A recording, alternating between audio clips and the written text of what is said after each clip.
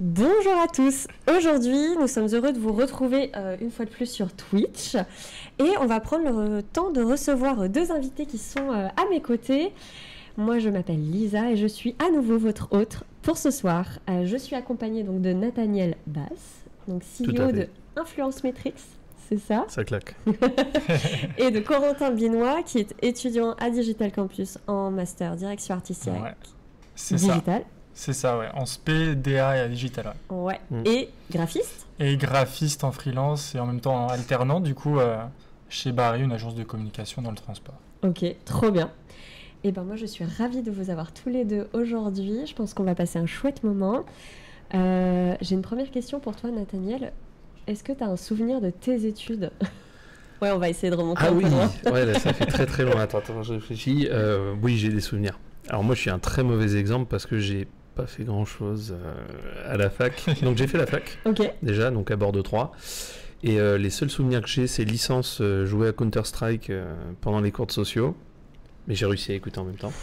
Par contre, en master, je me suis dit, ah, là, il y a un truc à faire, faut que je bosse un peu. T'as les stages de 6 mois et tout, donc là, j'ai bombardé.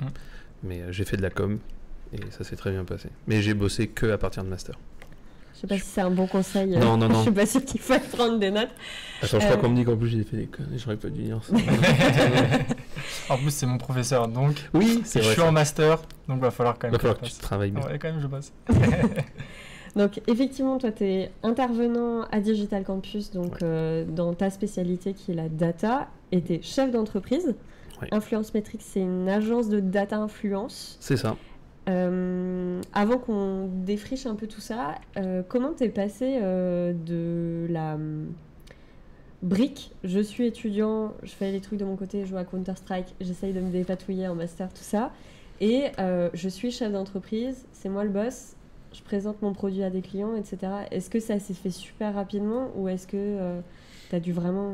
Non, en fait, quand j'ai eu mon bac, j'ai rencontré quelqu'un et cette personne qui était mon ex-associé de l'époque, on avait l'envie d'entreprendre direct. Donc dès nos 18-19 ans, on a suivi un consultant qui était dans le réseau proche et du coup au lieu de, pendant justement ces mois d'été un petit peu que tu as à la fac, tu as au moins 5 mois où tu es tranquille, on a suivi ce consultant, il nous a appris plein de choses, on a commencé à créer un réseau sur Bordeaux et en France. Donc en vrai, quand je dis que je joue à Counter-Strike, c'est juste la petite anecdote, on commençait déjà à créer notre boîte en fait à l'époque. Ouais, donc tu avais quand même l'objectif de... C'était pas juste rester assis sur tes pouces et c'est tout, quoi. Je choisissais les cours, en fait, qui allaient me permettre opérationnellement d'être compétent face à un client. Ok, et cette personne-là, c'est une personne que tu rencontrais physiquement ou c'est quelqu'un que tu suivais sur les réseaux sociaux? Non, en fait, c'était quelqu'un de la famille de la personne avec qui j'étais. Qui était formateur, ancien directeur des ressources humaines du ministère de l'Intérieur. Enfin, c'est quelqu'un qui a un vécu énorme en formation et on l'a suivi grâce à ça. Il nous a appris à faire des audits et tout. En fait, on a appris en l'espace de 2 ans ce qu'un étudiant peut apprendre en 5 ans et encore, parce qu'il n'a pas la version pro. Et c'était génial. Donc voilà, moi, à partir de 18 ans, je savais que j'allais monter ma société, je voulais travailler pour personne. J'aime pas ça. J'ai fait des stages, je me suis retrouvé face à des gens qui étaient malheureusement moins compétent que moi sur beaucoup de choses. Et quand tu as ton dernière année de master, tu as ton maître de stage qui dit est-ce que tu peux checker l'étude que j'ai faite avec les datas et tout ça, tu regardes et tu fais ouais non, en fait il va falloir que je le fasse tout seul dans mon coin, je peux pas travailler pour quelqu'un qui va me demander des trucs qui pour moi semblent tellement évidents. Et du coup c'est là où on a officiellement créé ma première société qui était FirstLink et qui s'est transformée en Influence Metrics juste après. Trop bien. Et du coup, donc, on parle de data, on parle de data influence, mais en fait, c'est quoi? Est-ce que tu peux redéfinir pour le commun des mortels un peu la data et ce que ça recoupe en fait? Oui, alors je me souviens l'année dernière, ou il y a 2 ans, on m'avait demandé de le faire en 30 secondes. Donc, je vais essayer d'être ultra bref. Non, en vrai, la data, je vais plutôt le tourner en data fact. Ça veut dire que quand tu veux proposer une stratégie, donc on va prendre l'influence ou plutôt de l'advocacy, orienté ambassadeur de marque, tu as beaucoup de personnes qui vont dire faut bosser avec lui parce qu'il correspondrait à peu près à ton positionnement. Nous, on va extraire des informations qui sont issues de cet ambassadeur-là pour savoir comment il parle, qui interagit autour de lui, est-ce que concrètement sa valeur ajoutée au niveau de la donnée va avoir un impact sur ta stratégie. Donc c'est data-driven, ce sont des facts. Donc c'est tout le côté factuel qui permet de justifier. Donc la data pour quelqu'un qui est novice, c'est être capable d'apporter un côté factuel à toutes les actions que tu vas mettre en place. Que ce soit dans du marketing, dans de la communication, dans des pannes d'hélicoptères, parce qu'on a bossé avec Thales il n'y a pas longtemps, pour des banques, pour pouvoir justifier, parce que je disais du scripting de conseillers bancaires, etc. etc. À chaque fois, c'est pour justifier. Ok. Et du coup, donc là, on a un peu évoqué ce qu'était la data et à quoi ça servait. On va essayer de rendre les choses un poil plus concrètes. On va vous afficher à l'écran une très belle image qui ressemble un petit peu à une galaxie. Normalement, ça va arriver. Ouais, l'image est très lourde. Ouais, on a essayé de réduire un peu les champs, donc je pense qu'il y a des éléments qui manquent.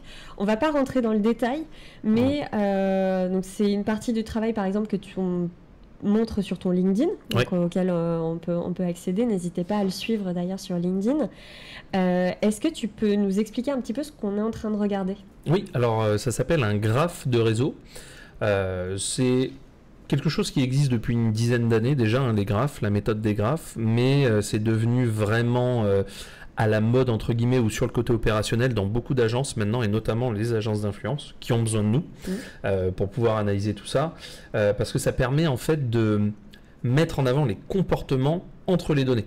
Donc tu avais la dimension, quelles sont les données que j'ai à disposition, qu'est-ce qu'elles disent, maintenant c'est quoi le comportement qu'elles ont entre elles. Et là, typiquement, ce que vous avez à l'écran, c'est tous les commentaires, donc tous les mots qu'il va y avoir dans les commentaires de la vidéo Kaizen, donc d'Inoxtag.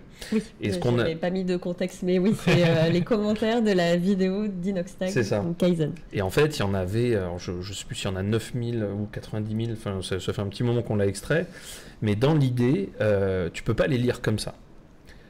Grâce à ce type d'analyse et de visualisation, on est capable de détecter tout de suite les champs lexicaux, donc les grandes thématiques qui ressortent des commentaires. Et tu as directement le sentiment, tu as les prises de parole du coup avec des verbatims, parce que tu peux retracer les phrases, etc. Donc ça te permet de dire énormément de choses en un coup, et en plus c'est très stylé. Oui, c'est assez joli. Et comment toi tu parviens à ce résultat ? Parce que comme tu dis, on extrait le gros des données. Comment est-ce qu'on parvient à le modéliser, à l'interpréter ? Alors pas rentrer dans le détail, je vais pas te demander de me faire un cours, mais c'est quoi le pont entre tout ça en fait ? Je vais demander à Corentin de l'expliquer. Ah ouais. Wow. Si tu as suivi les cours de data. Je savais que j'allais t'avoir un moment donné. Là, ce serait des problèmes. En vrai, on va créer des outils. Donc là, typiquement, c'est une sorte de scrapper. On se plug à l'API de YouTube et on va aller extraire tous les commentaires. Dans chaque commentaire, vous avez des mots. À chaque fois qu'un mot est contenu dans le même commentaire, tu vas créer un lien. Donc c'est ce que vous voyez à travers la cartographie. Vous avez des mots avec des liens. Et à chaque fois que tu as un mot qui est contenu dans un autre commentaire, mais qui était contenu dans le commentaire précédent, ça crée un lien ici aussi. Donc tu en as 90 000. Tu as une cartographie qui ressemble à ça. Okay. Donc voilà comment on construit ça. Là, il y a des couleurs, etc. Les couleurs, c'est ce qu'on appelle de la modularité. Donc d'accord, ce sont des communautés. Et vu qu'on parle de mots-clés, ce sont des champs lexicaux. Si j'avais pris des chaînes YouTube, ah non, encore mieux, des streamers sur Twitch, en fait, tu aurais l'as fait en fait. Ouais, on l'a fait. Tu aurais des communautés d'audience. Donc effectivement, pour ceux qui ne savent pas, notre agence, on a cartographié le Twitch français. On a cartographié aussi le Twitch monde, mais on n'a pas le droit de le dire, parce que c'est Xbox qui tient le truc. Okay. Mais voilà. Et justement, par exemple, pour ce type de cartographie qui sont un peu fancy en fait, parce qu'on se dit c'est concret pour tout le monde, c'est pas par exemple la banque ou des process internes, donc c'est un peu différent, c'est plus ouvert au grand public. C'est vous qui vous dites j'ai envie de le faire, ou c'est systématiquement des commandes? Alors Twitch typiquement c'est nous. On s'est dit tiens, Twitch c'est sympa. Moi j'y étais pas du tout. J'ai pas du tout été gamer, même si je jouais un petit peu comme je l'ai dit au début, mais comme un gamin en fait. Par contre, l'équipe que j'ai recrutée, là, j'avais des gamers, j'ai des gens qui faisaient partie de l'e-sport, etc. Et on s'est dit, si on cartographie Twitch, on l'a fait et ça nous a apporté des clients pour le coup. Donc, tu vois, donc des fois, on le fait en ce qu'on appelle en content marketing et des fois, non, c'est des commandes clients. Ok. Et je vais m'éloigner un peu et revenir sur le sujet global data. Justement, toi, avec la vue que tu as, avec toutes ces années d'expérience, l'idée la plus fausse, l'idée reçue la plus fausse sur la data, qu'est-ce que, par exemple, tes clients peuvent te dire, où tu dis, oh là là, attention, on va juste replacer, il faut que vous sachiez que ça serait quoi? Bah, typiquement, extraire un volume. Le volume de données, quand tu as ton client qui arrive et qui dit oui, mais c'est bon, extrait LinkedIn, extrait ci, ça doit être simple. Bah, en fait, non, il y a énormément de barrières techniques. Dès que tu commences à prendre, par exemple, des données qui sont issues de plusieurs plateformes différentes, bah, il faut les agréger. Là, ça nécessite encore plus de technicité. La donnée, elle n'est pas pareille pour tout le monde. Et là, je vais prendre un exemple très concret. Tu as des personnes qui travaillent sur la partie facturation, sur la partie gestion et paie, par exemple, chez, mais comment on appelle ça déjà, des comptables.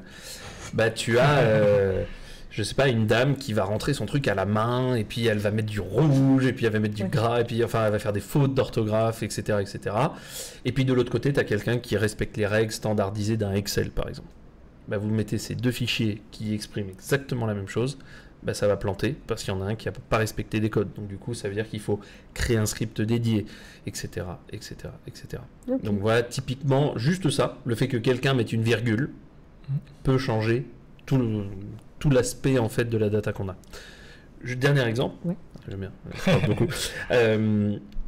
LinkedIn, Insta, TikTok, etc. En fait, tu as des gens qui écrivent, par exemple, sur les posts. Tu veux mettre ça et analyser sur un fichier CSV, par exemple. Fichier CSV, c'est comme un Excel, mais tu n'as pas de tabulation. Bah, en fait, il va être complètement éclaté, parce que pour Excel, un saut de ligne, une virgule, ça peut être un séparateur. Bah oui, mais nous, humains, quand on écrit dans une cellule Excel, on se dit, je vais faire des sauts de ligne, du coup. Bah non, il ne comprend pas. Donc rien que ça, la donnée, c'est beaucoup plus complexe qu'il n'y paraît. Et en même temps, un outil, c'est bête, parce que si on ne lui a pas appris à l'analyser, bah, ça marche pas. Donc déjà, voilà, les fausses idées qu'on se fait. Et aussi, l'intérêt de la donnée, pour le coup, c'est que tu as des clients qui pensent tout savoir. Ouais, mais nous, on sait, t'inquiète. Et en fait, quand tu fais des gros extracts, bah, tu détectes beaucoup de choses. Et tu peux devenir des fois un peu plus expert même que ton client, parce que tu as toute l'information en face de toi. Et des fois, il y a des clients qui, quand toi, tu leur apportes la réponse qu'ils n'attendent pas, enfin, ils attendent une réponse, mais pas forcément celle qu'ils imaginaient. Ça arrive des fois d'avoir des blocages, parce que c'est la perception qu'on a, c'est presque nous-mêmes, en fait. Oui, alors tu as entièrement raison. Et c'est là, il y a énormément de pédagogie qu'il faut avoir. Moi, j'ai de la chance, c'est que j'ai un... Comment on pourrait dire ça ? Quand je dis quelque chose, on m'écoute en général. Donc j'arrive devant... Alors moi, tu me demandes, on a des clients, on a Orange, etc. Moi, j'arrive, je fais une présentation devant les directeurs d'Orange. Moi, c'est comme si c'était des potes. Dans l'idée, on est au même niveau. Le mec, il me tutoie, je le tutoie, il me serre la main, il me check, c'est pareil. Il n'y a pas de monsieur, etc. Donc déjà, tu as une certaine prestance à avoir qui fait que ce que tu vas dire, les gens vont l'écouter. Ça, c'est essentiel. Et après, effectivement, quand tu tombes face à des gens qui sont quand même très sceptiques, il y en a, malgré que ça soit eux qui payent, c'est ça qui est très drôle, mais bon, ça arrive souvent. Bah justement, en étant pédagogue et en faisant ce que j'appelle, mais ça on l'a fait en cours pour le coup, on a fait un exercice de l'abri anti-atomique, et en gros, tu obliges les gens à rentrer dans ce qu'on appelle l'objectivité, le fait d'apporter du factuel du coup. Tu vois, on inverse les rôles à chaque fois, et je leur dis, mais qu'est-ce qui vous fait dire, ou qu'est-ce qui te fait dire que ce que tu dis, c'est vrai ? Et là, en fait, en général, ils sont là, je sais pas. Et voilà. Donc, l'intérêt, en fait, de les repousser à devenir eux-mêmes factuels et à utiliser la donnée qu'ils ont. Et vu qu'ils en ont pas, puisqu'ils ont fait appel à nous, bah, ils nous disent non, mais vous avez raison. Et ça s'arrête là. Ok. Voilà, dans l'idée. Donc, avant de la prestance. C'est important. En vrai, c'est important. Mais ça, je l'ai dit aux étudiants. Tout ce qui reste ici se passe ici. On n'est pas en live. On n'est pas regardé par. En vrai, ce qui est ultra important, c'est oui, le contenu est important, mais c'est surtout la forme. T'arrives, tu présentes la même chose en étant tout mignon, etc., en te trompant un peu et en n'étant pas sûr de toi. Les gens, ils vont se dire, ah non, très clairement, lui, il raconte n'importe quoi. Alors que c'est hyper intéressant ce qu'il dit. Et là, t'arrives, t'es sûr et tout ça, tu racontes n'importe quoi, mais les gens, ils vont dire c'est génial. Alors, je grossis le trait, mais plus c'est gros, plus ça passe, quoi. C'est ça. Ok. Exactement. Et est-ce qu'il y a des tendances dans la data de manière générale ou globalement c'est les process et après c'est comment on les utilise? Alors le problème c'est que la data et tout ce qui touche au digital de manière générale va trop vite. Et du coup, tu as énormément d'effets de mode, des outils. Bon, on va évoquer l'IA, évidemment, mais l'IA, ça fait très longtemps qu'on l'utilise en réalité. C'est que là, c'est devenu accès grand public. Donc du coup, on a l'impression que ça explose. Alors qu'en fait, les entreprises, nous, ça fait déjà plusieurs années qu'on utilise l'IA ou certains modèles. Mais du coup, c'est un peu victime du succès. C'est que ça arrive trop vite, les gens sont perdus. Et du coup, voilà, on ne sait plus trop où se placer. Donc ça, pour moi, c'est un vrai problème. Ok. Voilà. Et tu vois, ça va me permettre de recouper à une petite question qu'on avait envie de te poser. Est-ce que tu sens justement dans la perception parce que surmédiatisée ou très médiatisée, pas forcément dans les excès, il y a des gens qui ont un peu un effet de recul, de stress ou de peur vis-à-vis de ça? Ah mais clairement, en fait, alors, tu vois, on va dériver sur des sujets sociaux pour le coup, mais quand tu as vécu un truc, que ce soit lié à la data ou pas, mais admettons que c'est lié à la data, à l'IA, etc. Tiens, par exemple, une boîte ferme parce qu'il n'a pas réussi à suivre les tendances du marché, et notamment de l'IA, il s'est fait bouffer par ses concurrents. La personne qui était à la tête de cette entreprise vient de vivre un traumatisme, et à chaque fois qu'il entend à la télé, oui, innovation, l'IA, en fait, il a ce qu'on appelle des émotions élastiques, et il revit sa scène où il a fermé sa boîte à cause de l'IA tous les jours. Et c'est ça le problème. Donc oui, effectivement, tu as des gens qui pètent un plomb à cause de ça, parce que, moi des fois aussi je m'énerve, hein. Quand je vois BFM VC, faut pas le regarder, mais dans l'idée, quand tu regardes BFM Business, bon déjà c'est que des RP derrière, c'est-à-dire que toutes les personnes qui interviennent sur BFM Business, en réalité ils ont payé à part certaines personnes. Mais quand tu vois les conneries qu'ils disent, parce que c'est l'IA, parce que c'est sexy, donc la forme, tout à fait. et du coup, tout le monde y croit, et moi je pète un plomb, parce que je suis en mode, mais les gars, c'est des blaireaux. Alors qu'en fait, les vrais techniciens, et c'est pour ça que je dis que c'est hyper important, que la forme est importante. Donc si tu arrives, que tu es très bon, et que tu y amènes de la sexitude, ça marche. Ok, on va parler sexy alors. Ok. C'est quoi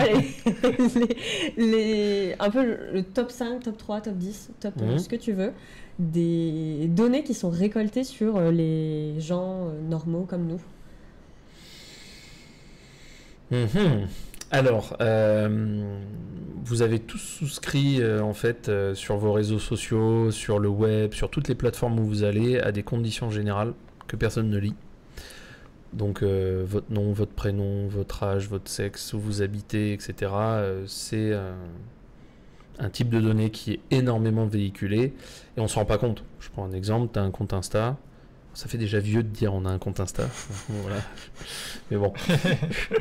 Et tu dis j'ai mes photos, mais en fait elles t'appartiennent pas et tout ce qu'il y a derrière t'appartient pas et toutes tes données sont vendues, récoltées, etc.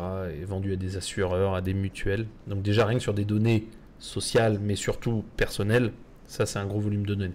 Après tu as toutes les transactions financières, c'est un autre gros volume de données, etc. etc. Donc te donner un top 10, je n'ai aucune donnée autour de ça, j'ai pas fait de la veille dessus, donc ce serait mentir. Néanmoins, effectivement, il n'y a pas forcément de top 5 ou de top 10, mais tout donné est à vendre. Ok. Voilà. Eh bien, tu nous fais peur. C'est logique, hein. Conclusion, on sait tout de toi. Oui, non, après, tapez votre prénom. Alors, vous mettez bien des guillemets pour avoir l'expression exacte, hein, requête booléenne, mais vous tapez votre nom, votre prénom, et vous voyez déjà ce qui se passe. Enfin, c'est violent. Et il suffit de taper n'importe quoi. Moi, je sais que j'ai fait l'expérience en cours, alors c'était il y a 3-4 ans déjà, juste avant le Covid plutôt, où je tapais, je vais dire la partie technique, comme ça on verra ce que disent les gens qui sont en live avec nous, mais tu mets site de points, intérieur.gouv ou défense.gouv, in-title confidentiel, file type PDF. Bon, typiquement, vous allez tomber sur tous les documents confidentiels du ministère de la Défense qui parlent d'intervention au Mali, etc. quoi. Mais c'est du scam ou c'est réel? Non, c'est réel. C'est un vrai problème de sécurité intérieure. Du coup, c'était un vrai problème. Ouais. Moi, je sais qu'on a scrappé des numéros de portable au niveau de l'Elysée. Ok. On s'est retrouvé à appeler le DSI de l'Elysée sans le savoir en disant on a trouvé votre numéro, c'était trop cool. On nous rappelle une semaine plus tard comment vous avez fait. J'ai envie de dire, garçon, vous êtes l'Elysée, quoi. Enfin, calmez-vous. Et c'est là où tu vois que ça va trop vite que c'est tellement rapide que même l'État est dépassé. Ok. Voilà. Ils ouvrent des postes ou... Franchement. Peut-être placer nos étudiants là-bas. Mais non, mais s'ils sont formés et qu'ils peuvent apporter quelque chose, en soi, finalement, tu as mis le doigt sur un besoin. Oui, clairement. Alors là, ça va beaucoup mieux parce que ils se sont fait un peu taper sur les doigts, mais vous regardez leur système Pharos pour dire regardez, il y a de la cybercriminalité. On a donné une conférence avec l'ANSSI, qui est l'Agence nationale de sécurité des systèmes informatiques. En off, on nous dit clairement non, mais les gars, nous on est ouvert de 9h à 16h. Hein. Après, c'est fermé. Hein. C'est-à-dire que je veux dire, tu passes après les autres dans les dossiers. Ça reste l'État. Ouais. Voilà. C'est un client comme un autre, quoi. Ouais. Presque. Et justement, question du coup à tous les deux, est-ce que vous avez changé un peu vos comportements justement sur le type de données que vous mettez à disposition justement sur le web? Est-ce que toi tu fais un point peut-être en cours là-dessus? Je sais pas, c'est peut-être plus Corentin qui pourra aborder. Moi, personnellement, justement, je trouve que j'ai changé un peu mon comportement. J'ai remarqué que par moment, ne serait-ce que les cookies, en fin de compte, en acceptant, après, ils peuvent voir, en fin de compte, le comportement que tu auras sur le site internet, etc. Maintenant, désormais, je commence à plus forcément l'accepter. C'est un truc assez nouveau, mais je suis pas vraiment familier avec la data. C'est vrai que j'ai pas vraiment mis le nez dedans. Donc j'en apprends aussi à travers le discours que Nat a. Et même en cours. En cours, c'est vrai qu'il nous a appris quand même pas mal de choses. Ouais. Et on commence à faire un peu attention quand même. Ouais. Non, c'est hyper important. Moi, ce que j'essaie de dire en cours, justement, c'est... tu vois, l'année dernière, j'ai donné des cours de brand content. C'était pas du tout ma spécialité, même si on le fait pour nos clients. En tout cas, on donne de la donnée à nos clients pour faire ça. Donc, c'est quelque chose qui est très familier. Les DC5 que vous avez, vous, en brand cette année, donc ils sont avec vous dans ta classe, ils ont vu des trucs que d'autres n'ont jamais vus, parce que pour moi, c'est essentiel d'apporter de la donnée dans toutes les stratégies qu'on met en place. Même si c'est compliqué, dans tous les cas, que vous soyez en agence derrière, que vous bossiez chez l'annonceur, tu auras toujours un data analyst qui va t'apporter de l'information. Si toi, tu n'es pas capable de discuter avec lui pour pouvoir préconiser quelque chose, dans l'idée, tu es mort. Pour revenir à ta question, moi, c'est tout l'inverse. Moi, je suis très open sur mes données, tout simplement parce que je sais, on utilise, là par exemple, Twitch. Si Twitch existe, c'est parce que au début, tu as plein de gens qui ont laissé leurs données. Du coup, ils ont utilisé ça pour pouvoir créer des plateformes. On utilise des outils Google. On est très content d'avoir Google Agenda, de pouvoir travailler sur Data Looker, Looker Studio. On est très content d'utiliser plein d'outils gratuits. Si ça existe, c'est parce qu'il y a nos données derrière. Il y a un juste milieu. T'as pas envie d'être... En fait, il faut être malin. Faut être aussi lucide, t'as pas envie d'être contacté, mais pas ton numéro de portable, mais pas ton mail, etc. Ça, c'est logique. Après, si c'est juste ça, voilà. Dans tous les cas, quand vous êtes sur les réseaux sociaux, vous avez dit, tout est à vous. Ouais, c'est ça. Donc t'as beau après essayer de protéger. Ils le trouveront quelque part, c'est ça. Clairement. C'est ça. Mais en même temps, tu as été éduqué un peu au sujet, j'imagine. Vu que tu t'es renseigné, tu es dedans, donc c'est pour ça aussi. J'ai pas encore toutes ces notions. Donc... Non, mais après, il y a plein de petits tips. Enfin, je veux dire, tu fais de la navigation privée, tu utilises un VPN, tout ça. Rien que ça, déjà, ça bloque beaucoup de choses. On arrive quand même à récupérer de l'info. Alors, tu as des gens qui le font illégalement, mais au niveau légal, c'est déjà compliqué d'aller chercher quand tu passes par un VPN. Ok. Donc, rien que ça, déjà. Petit tips. Non, mais c'est vrai. En plus, tu peux avoir des abonnements Netflix pas chers. Des abonnements de Netflix, du Chili ou un truc comme ça. Okay. C'est 4 €. Bon, branchez-vous Netflix Chili. On va passer du coup à la deuxième partie de l'émission, si vous voulez bien. C'est parti pour le Zoom Parcours.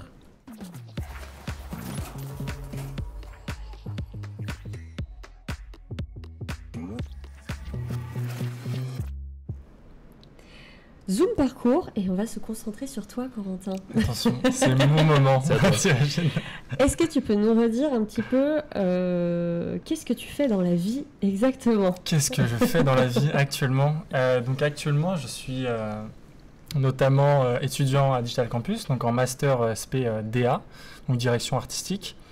À côté de ça, donc je suis alternant chez Barry, une agence de communication. Je dis ça comme ça pour simplifier la chose. Mais en même temps, en fait, il y a 3 services, de la formation, une application, plus de la communication. Mais moi, actuellement, je suis sur le côté agence, côté marketing, donc en tant que graphiste, Donc je crée la plupart des visuels de l'entreprise auprès de clients qui sont des transporteurs routiers. Donc par exemple, pour donner un exemple concret, là ce matin j'étais sur un salon, j'avais réalisé en fin de compte tout le stand, donc les bâches, etc. qu'on peut voir. Il n'y avait pas forcément, là j'avais pas réalisé les kakémonos, mais il m'arrive de le faire, etc. Tout ce qui est réseaux sociaux, ça peut être même du maquettage du site internet. Et à côté de ça, là très récemment, en septembre, je me suis lancé en freelance. Félicitations. Donc, ouais, un grand pas vers l'inconnu aussi, parce que c'est vrai que je connais pas forcément ce monde-là, et j'ai pas vraiment de repères de personnes que je connais, tu vois, personnellement, qui sont en freelance. Et donc, il n'y a plus qu'à, on verra. Bah ouais. En tout cas, on va mettre tes informations dans le chat, donc l'accès à ton bento et du coup à tous tes points de contact. Donc si vous voulez aller voir son travail, n'hésitez pas et suivre ses infos évidemment. C'est quoi exactement la direction artistique? Parce que c'est hyper sexy comme mot, mais dans ce que tu exprimes là, de ce que tu fais, notamment sur la partie alternance, c'est ultra large, quoi. Et comment toi t'apportes justement cette touche direction artistique qui n'est pas tout à fait que graphiste finalement, qui n'est pas que exécutant? Ouais, totalement. En fait, le directeur artistique, normalement, c'est pas de l'opérationnel. Donc tu vas pas être en tant que graphiste. Tu peux l'être aussi, mais c'est pas ton premier rôle. Ton premier rôle, ça va être de donner une vision à un projet. Donc une vision artistique. Donc par exemple, tout ce qui va toucher aux valeurs que tu veux transmettre à travers un projet. Et ces valeurs-là vont découler donc dans des couleurs, des logotypes, etc. que tes graphistes vont réaliser. Donc toi, tu viens... la plupart du temps, ce terme-là est utilisé surtout pour tout ce qui va être très artistique, comme la musique, etc. Mais c'est vrai que ça touche aussi maintenant aux entreprises, quelles qu'ils soient. Mais en plus... transporteur, c'est quand même pas le truc le plus sexy. C'est clair. Toi, tu as trouvé ça challengeant quand tu as accepté du coup cette alternance. Tu te dis chouette, il y a des choses à faire et il me propose un chouette projet, ou en tant qu'étudiant, en connaissant l'entreprise, enfin en connaissant pas l'entreprise finalement, tu te dis oh mince, est-ce que je suis au bon endroit? Ouais, c'est ça. C'est si tu veux, avant cette alternance-là, en fait, j'ai fait mon bachelor du coup à Rennes, et j'étais déjà dans une alternance dans un secteur assez atypique, qui était donc le BTP, mais plus précisément dans l'audit énergétique. Donc déjà, vraiment, là, j'y connaissais rien pareil. J'étais arrivé, mais en tant que plus chargé de communication, graphiste. Donc je m'occupais principalement des réseaux sociaux, du site internet, etc. Et donc, j'étais déjà dans un secteur assez inconnu. Et là, maintenant, en arrivant chez Barry, j'étais pas rodé, mais presque à ce genre de secteur qui sont très terre à terre. Le transport routier, c'est un peu pareil, c'est un peu la même chose que le BTP, où on va retrouver à peu près les mêmes profils. Mais c'est un secteur hyper novateur où il y a plein de choses à faire et c'est vraiment cool. Ok, trop bien. Et justement, donc tu as parlé du fait que tu étais en bachelor avant d'arriver en master. C'était un bachelor com, du coup, avec une alternance en com. Ouais. Tu as senti... Enfin, pour toi, c'est quoi les différences entre le com généraliste et versus maintenant ce que tu peux développer avec une spé direction artistique dans une école spécialisée et pas dans une école de commerce plus grand public? Ouais. J'ai senti une grosse différence, surtout que, en fin de compte, lorsque j'étais en bachelor communication, la grande partie des projets touchait pas vraiment à la créa. Ça va être plus la stratégie que tu vas créer en amont. Donc tout ce qui est objectif, cible, etc., comme on peut le connaître. Les SWOT, tout ça. C'est ça, SWOT, PSTL, on en mangeait tout le temps. Mais c'est ce qui est bien, parce qu'en fin de compte, c'est sur cette base-là que tu vas créer par la suite tout ton projet. Donc si cette base-là n'est pas solide, donc en fin de compte, maintenant, aujourd'hui, vu que je suis en master SPDA, j'ai déjà ce bagage-là de savoir comment créer cette stratégie-là. Et aujourd'hui, je sais maintenant créer une charte graphique, tout un logo, etc. Donc tu vois, c'est assez complémentaire comme cursus. Et la grande différence, plus précisément, c'est que là, aujourd'hui, en master, j'ai senti mon évolution en 2 ans, surtout sur le côté créa, comme je dis. C'est assez énorme.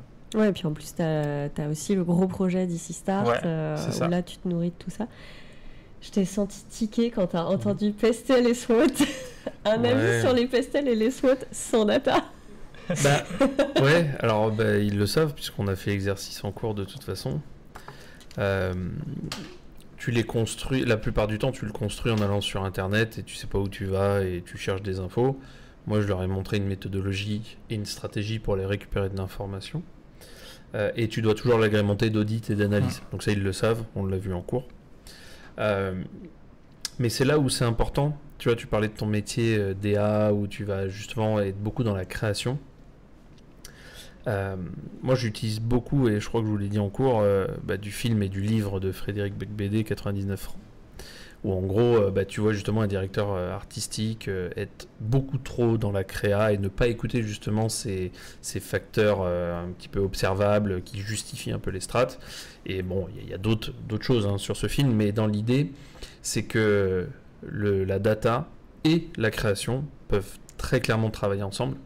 Et j'invite vraiment tous les étudiants qui sont plutôt dans la partie strat, création, plus dans la réflexion et les valeurs, comme tu expliquais tout à l'heure, à se rapprocher de la data pour les aider. Pas pour prendre la place, pour les aider. On travaille avec de grosses agences à Paris. Vous prenez la pub Volvic avec Antoine Dupont, qui était beaucoup pendant la Coupe du Monde de rugby. Tout à fait. C'est que de l'IA. Hein. Ok. Que ce soit le script, le contenu, les images, c'est que de l'IA. Okay. Donc en réalité... Et des analyses, parce que nous, on a participé. Et on participe sur d'autres clients, en fait. On va extraire l'information, on va leur apporter. Ça va aider le DA à savoir comment orienter des scripts qui sont créés par d'autres agences, etc., etc. Et au final, on a des trucs qui sont magnifiques. Mais ça nécessite de savoir parler à un gars qui fait de la data. Donc d'être au courant, donc du coup de savoir un petit peu comment on fait. Donc quand j'ai entendu Pestel et ça, c'est pas que je tique sur les... Ils sont essentiels, il faut les faire, c'est hyper important. Déjà, il faut bien les faire. On a vu qu'au final, il y a plein de manières de faire, il y en a une mieux. La mienne, non, je rigole. Mais dans l'idée, voilà, c'est important d'intégrer la data dans ces processus-là, même de créa. Ok. Et là, on va faire appel à ton expertise. Parce que du coup, tu disais que tu n'étais pas forcément... dans un milieu qui regorgeait de beaucoup de freelance, ou en tout cas tu n'as pas forcément trouvé tout de suite les interlocuteurs. Est-ce que toi tu as un peu des clés sur comment on fait sa place professionnellement? Oui, j'en ai beaucoup parlé aussi. on a eu l'occasion d'en parler un peu. Oui, en fait, alors je suis très critique de l'écosystème parce que, encore une fois, c'est très paillette. Je vais pas me faire des amis, mais ils le savent de toute façon. Et je leur ai expliqué en cours. C'est ça qui est intéressant par contre quand tu as des intervenants pros, donc comme des écoles comme Digital Campus notamment, où on peut raconter un peu le parcours, mais surtout le quotidien. Moi j'étais comme toi, alors pas tout à fait parce que j'avais une agence, j'avais déjà des personnes qui travaillaient, mais dans l'idée, tu es une petite agence, tu veux faire ta place à Bordeaux, tu vas où? À des événements French Tech par exemple, à Equinum, etc. En réalité, avec beaucoup de recul, tu te dis, c'est que des gens comme toi qui ont envie de se faire un réseau. Donc il n'est pas du tout influent, il va pas vraiment t'aider. Le vrai réseau, c'est de ne pas avoir peur et en direct d'aller contacter des personnes qui vont pouvoir répondre à tes besoins ou en tout cas être décisionnaires. Donc il faut les inviter à manger, il faut aller prendre un café, faut y aller. En fait, faut vraiment pas passer par, et ça je l'ai dit même pour les CV, pour se faire recruter, surtout pas passer par par les leviers classiques, mais contourner et sortir. Moi je dis sortir les doigts. Voilà, c'est mon... L'audace. C'est ça. Non mais c'est vrai. C'est vrai. T'arrives, tu dis c'est un peu compliqué, etc. Voilà, t'es le meilleur, t'as des compétences, tu réponds à un besoin, ça c'est important. Si tu sais pas à quel besoin tu réponds, t'es mort pour le coup, mais tu vas voir les bonnes personnes. Tu passes pas ton temps à essayer de faire des événements où tu dis il y a eu le French Tech Day il y a 3-4 jours, ils étaient 2600. Enfin, c'est bien. On en tire quoi? Rien. Et ça, c'est véridique. J'ai déjeuné avec le président de la French Tech il n'y a pas si longtemps que ça. C'est sur le suivi après et le... Mais il n'y a rien en fait, c'est juste des gens qui se retrouvent. Alors c'est super pour faire de l'événementiel, rencontrer, mais derrière ça ne va pas transformer. Il ne faut pas utiliser ce qui est soi-disant le levier essentiel de dire faut faire du réseau dans des assos, dans des trucs comme ça, etc. C'est cool de le faire, mais c'est pas ça qui va te faire manger en fait à la fin. Ok. Parce que tu es dans un pool où vous êtes tous pareils. Il faut y aller peut-être avec des objectifs aussi en se disant je veux rencontrer telle personne ou une personne avec telle spécialité. Tout est stratégie. Il y a des objectifs partout. Alors ça fait très normé, mais c'est important. En vrai, c'est important. Ok.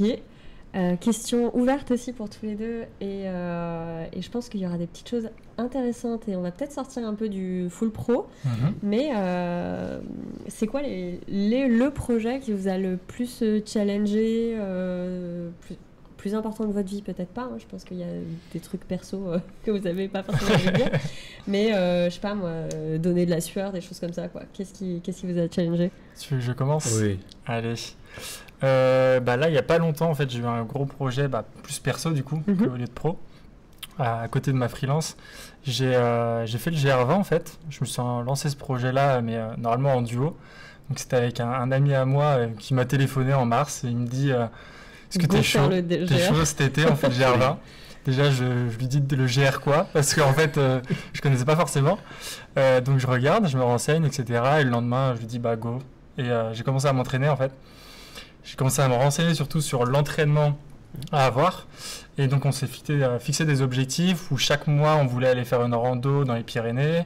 On essayait de faire quand même le truc assez carré parce qu'on voyait que c'est pas n'importe quoi. C'est quand même la rando la plus difficile d'Europe. Donc, et en même temps mortelle, parce qu'il y a quand même eu des morts, etc. C'est déjà arrivé il y a quelques années, très récemment, en 2016-2018, il me semble.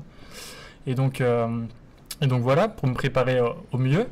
Et même psychologiquement aussi, regarder un peu des vidéos à quoi ça correspond. Et je me suis lancé à fond dans cette aventure qui a été incroyable parce que là, on avait un objectif qui était pas un objectif sportif, mais de découverte surtout, d'aventure. Donc on s'est fixé 11 jours à peu près. On avait 14 jours max où on était en Corse. Et après, on pouvait profiter. On avait 3 jours à la plage. Le max, peut-être 14 jours dans les montagnes, à tout moment si jamais il y avait un problème. Mais heureusement, il n'y en a pas eu. Et donc voilà, ouais, c'était départ au nord de la Corse, 180 km. Donc on a commencé à 2. Malheureusement, il y a eu un petit pépin en cours de route où j'ai fait presque toutes les étapes tout seul. Parce que mon ami, du coup, s'est fait mal au genou. Parce qu'il avait déjà un peu des séquelles auparavant au cours de ses entraînements. Et donc j'ai fini le GR20 tout seul, avec plein de rencontres. C'est avant tout ça, en fait. Je trouve que c'est pas vraiment une aventure sportive, même si ça l'est. C'est surtout des partages, plein de partages, de moments d'échange avec plein de personnes. Et que j'ai pu vivre ça à fond, à 100%, parce que j'étais tout seul. Donc il fallait partager des moments quand même avec d'autres personnes. Et c'était plein d'émotions à la fin. Et t'as eu des étapes où t'étais quasiment solo, genre vraiment je démarre seul, à la limite je rencontre un peu des gens en cours de route et je finis seul? Ouais. Ou... Ouais, et, la dernière et mentalement étape. Ouais, la dernière étape, en fait, je voulais la finir seul. Je voulais être tout seul pour bien finir les choses, etc., comme je voulais. Et aussi parce qu'en fin de compte, ils sont tous partis sans moi. Donc aussi, je tiens à préciser que c'était pas non plus vraiment voulu. Mais ça l'a fait parce qu'on avait bien fêté en fait au dernier refuge. Ouais. C'est vraiment la fête parce qu'on sait qu'il nous reste 15 jours. Normalement, à peu près, si ça passe bien, c'est 4 heures de marche. Donc on a de quoi faire pour faire une petite grasse mat et finir en beauté. Ouais, ça reste raisonnable. Ouais, c'est ça. C'est ça. Non mais donc, tu vois, c'est... Ouais. Bravo, déjà. Ouais, parce Merci. que GR20, juste, je sais pas si nos viewers ont compris, mais c'est en gros le tour de la Corse. Pas vraiment comme un tour, c'est une traversée en fait, une diagonale en plein dans la Corse. Tu pars du nord, tu vas jusqu'au sud et tu traverses des biomes un peu différents parce que tu as des montagnes rocailleuses, comme des plaines et comme à la fin des forêts. Donc tu vois tous les paysages. Je t'ai coupé. Non, mais c'est... T'inquiète, en fait, tu vois, j'ai des étudiants, je les vois... Alors, moins régulièrement, mais on se voit. Et c'est vrai, voilà, d'entendre ça, en fait, c'est hyper important. Parce que typiquement, ça, tu peux le retranscrire dans ton projet pro. Et c'est énormément de préparation, du coup, d'objectifs et de ressentis. Enfin, c'est hyper important. En fait, le sport est très important. On va parler en off. Tu sais ce que je fais. Je pense qu'on y viendra peut-être après. Mais cet aspect préparation et préparation mentale, donc physique et mentale, elle est essentielle parce que c'est exactement la même au final. Et c'est là où tu vas voir sur le long terme que tu vas voir dans ton côté pro. Je fais pareil que toi. Préparation mentale, préparation physique, non pas pour le GR20. Même si ça peut être intéressant de le faire pour le coup. Mais moi, je me sers exactement des mêmes leviers pour ma boîte, en fait. Et c'est là où le sport est hyper important. Tu peux le transvaser et le faire passer en fait d'un projet à un autre. Donc bravo. C'est intéressant, on en apprend de Ouais, si non, bons non, mais étudiants, c'est Bah, en c'est plus, cool. dans ton cas, toi, c'était sur un temps donné de dire, ok, c'est l'été, jour 1, jour Ouais, c'est 14. ça. Toi, c'est plus au quotidien. Je sais pas si tu pratiques au quotidien, Au quotidien, du sport de manière régulière. non, pas spécialement. En fin de compte, après, maintenant, ça m'a donné un peu le goût de continuer donc la rando, etc. Et même d'aller plus loin avec de l'alpinisme. Peut-être le nouveau Inoxtag, je sais pas. Bah oui, je sais carrément. pas. Ça serait bien, je te le souhaite en tout cas. Non, non, peut-être pas. Non, c'est juste des projets plus perso parce qu'en fait, j'ai adoré la montagne et la découvrir. Même si par le passé, en fait, avec mes parents, on y allait très souvent les étés, etc. Donc je la connaissais. Mais j'ai adoré en fait vivre ces moments-là. Donc par la suite, c'est ce que je veux faire. Et là, je me mets plus à la course, donc à des objectifs semi-marathon d'abord. Puis marathon, on verra lorsqu'on aura les jambes. Bah, de toute façon, ça se construit. Dans ton cas, toi, le sport, c'est vraiment quotidien. Ouais. Qu'est-ce que ça t'apporte? Comment tu gères un peu cet équilibre? Parce que du coup, tu es quand même chef d'entreprise. Faut mettre tout ça dans des journées qui sont finies, quoi. Ouais, c'est pas facile. Après, ça nécessite une hygiène de vie. Et là, je vais pas. Enfin, c'est vrai, hein, irréprochable pour le coup. Moi, les sorties, les trucs comme ça, de toute façon, je suis trop fatigué. Enfin, moi, passé minuit, déjà, je suis en PLS, il n'y a plus rien qui fonctionne, etc. Mais je me couche relativement tôt, je me lève très tôt le matin, entre 5h30 et 6h, pour pouvoir commencer à bosser un petit peu. Et après, en général, j'ai un emploi du temps que je peux adapter. C'est là où tout le monde ne peut pas le faire, pour le coup. Je peux demander à mes gars d'être à un endroit à ma place, ou en tout cas de bosser sur des trucs, ou par exemple, moi ce matin je me suis entraîné, et après j'ai enchaîné les rendez-vous jusqu'à ce soir. Ça m'a pas dérangé de pas aller à la gym, parce que je vais vous expliquer un peu, mais ce soir. Du coup, je l'ai fait ce matin. Donc il y a quelqu'un qui ne peut peut-être pas le faire, parce que le cours de gym, il est que le soir, alors que moi je peux, enfin voilà. Donc effectivement, ça nécessite énormément de préparation. Donc hygiène de vie, on dort, on mange bien. Alors, c'est pas que j'aime pas l'alcool, mais je préfère boire un bon vin de temps en temps avec quelque chose de très bon à manger que de boire des cocktails, quoi que c'est bon les cocktails. On essaye, voilà, c'est dur. Et l'abus d'alcool est dangereux pour la santé, on le répète. Exactement. Mais en tout cas, voilà, donc une grosse hygiène de vie et organiser son emploi du temps. Mais ça passe. Ok. Et t'as la sensation de faire des sacrifices ou... Alors moi j'ai la chance de... ma compagne est préparatrice physique, c'est ma préparatrice physique, pour ça j'allais te demander si t'as besoin d'une préparatrice physique, on en parle après. Donc en fait non, pas du tout, parce qu'on a les mêmes objectifs quand on doit faire, alors j'aime pas dire une diète, parce que voilà, mais moi typiquement je fais pas de course à pied, c'est pas mon sport, mais je dois en faire pour mon sport. Tu vois, je fais donc du crossfit, de l'haltérophilie et de l'Aerox. L'Aerox, tu cours quand même 8 km et un peu plus, au final, tu en cours pratiquement 10 en vrai. Mais donc, je dois me mettre aussi à la course à pied. Donc, effectivement, c'est des petits sacrifices qu'il faut faire, mais j'ai la chance d'être accompagné et de le faire avec quelqu'un qui fait comme moi. Donc, du coup, voilà, ça compense pas mal. Et placer ses objectifs pro, placer ses objectifs sportifs, etc., vous, ça vous nourrit plutôt ou c'est chaque chose après chaque chose?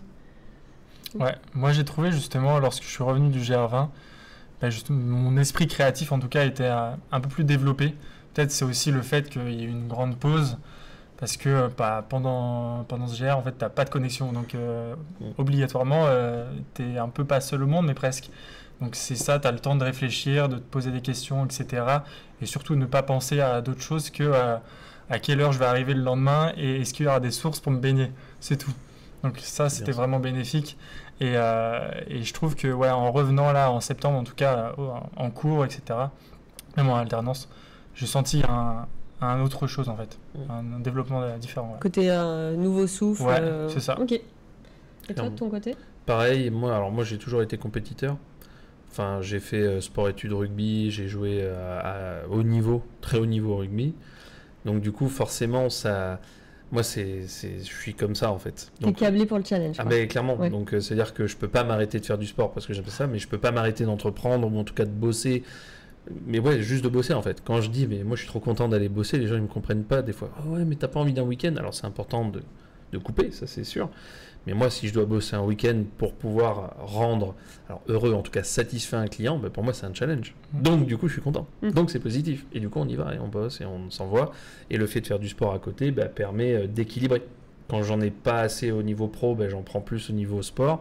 Et quand dans le sport, j'en ai pas assez, bah, je vais le chercher à côté. Et ainsi de suite. C'est un équilibre à avoir, mais ça marche très bien. Et Ouais, du c'est coup, je comprends. pas linéaire, quoi.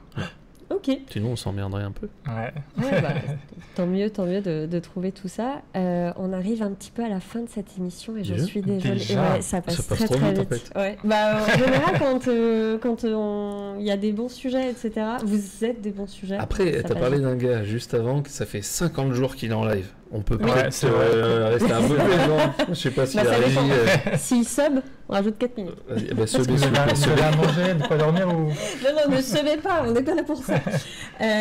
Non, c'est plus pour finir peut-être sur une note un peu positive. Je vais vous poser chacun la même question. Qu'est-ce qu'on peut te souhaiter pour la suite?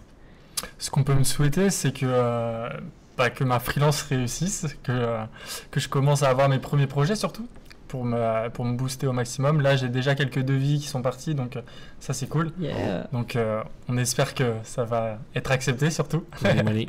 et on verra par la suite. Mais surtout ça, ouais, de se lancer à fond dans cette freelance et pouvoir y vivre. Donc Pourquoi signer les premiers clients, c'est ça C'est qu'on te ça. souhaite. Trop C'est bien. ça, c'est le but. Bon, n'hésitez pas à nouveau à aller checker les infos de Corentin sur son bento. Et Merci. toi, Nathaniel, qu'est-ce qu'on peut te souhaiter pour la suite? Bah, que ça continue comme ça, parce que c'est génial et moi tout va bien. Donc on continue comme ça, on se blesse pas. Voilà, souhaiter de pas me blesser. Ok. Ça, c'est important parce que là je serais pas content. Mais sinon, non, nickel. Eh ben, c'est parfait. Donc cette émission touche déjà à sa fin. J'en suis moi-même très triste.